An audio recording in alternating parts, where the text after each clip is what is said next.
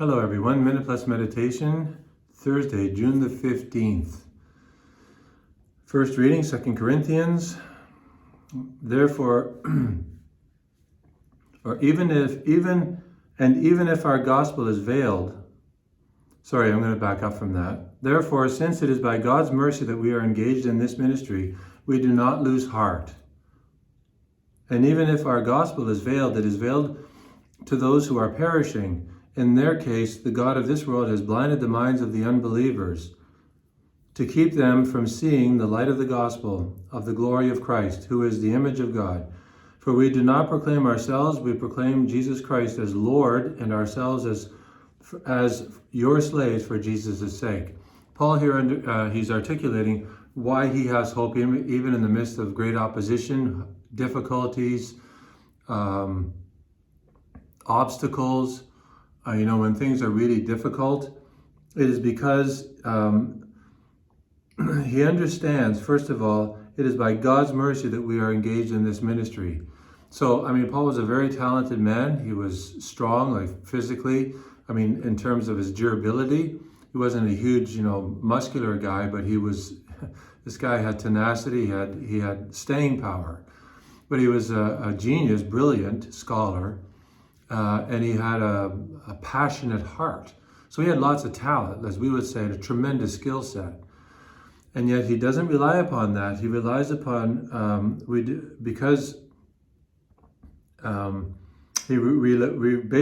rely upon God's mercy. This is why we are engaged in this ministry. And that's what's critical for us to understand in our own daily life. Is whether you're talented or not, whether you have lots of gifts or lots of a great skill set or not a great skill set, each of us in our own way needs to rely upon God's mercy, God's grace in being faithful to Him and in living out the gospel, whether it's as a stay-at-home mom, whether it's as an engineer, whether it's as a priest, whether it's as a student, doesn't matter. We rely upon God's mercy, and we do not proclaim ourselves, but we proclaim Jesus Christ as Lord, and ourselves for your sake, we proclaim ourselves as your slaves for Jesus' sake. So, something to keep in mind as we go through our own daily walk through the day. Over to the gospel. We continue with the Sermon on the Mount. For I tell you, unless your righteousness exceeds that of the scribes and Pharisees, you will never enter the kingdom of heaven. You have heard that it was said to those in ancient times, you shall not murder, and whoever murders shall be liable to judgment. But I say to you that if you are angry with a brother or sister, you will be liable to judgment. So Jesus probably raised a few eyebrows, or a lot of eyebrows, when he said this, unless your righteousness exceeds that of the scribes and Pharisees, you will never enter the kingdom of heaven. Because the scribes and Pharisees were considered to be the righteous ones, right? The separated ones.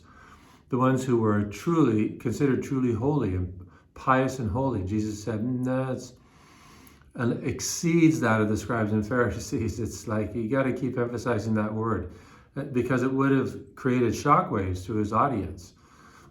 So, in other words, as we're going to go through continue going through the Sermon on the Mount with our Lord, he's going to drill down and challenge all of us to go beyond and below and higher than the keeping of surface law. And that's what's critical here.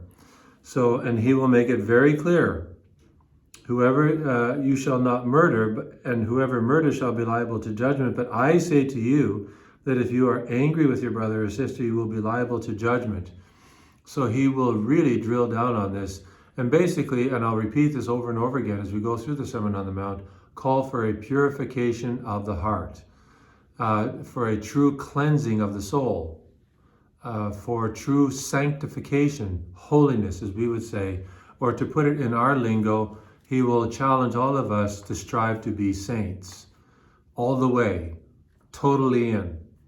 And we got to believe it's possible, even though it seems very intimidating, not because we're Superman or Superwomen, but because God is God. Remember that, God is God. God bless you.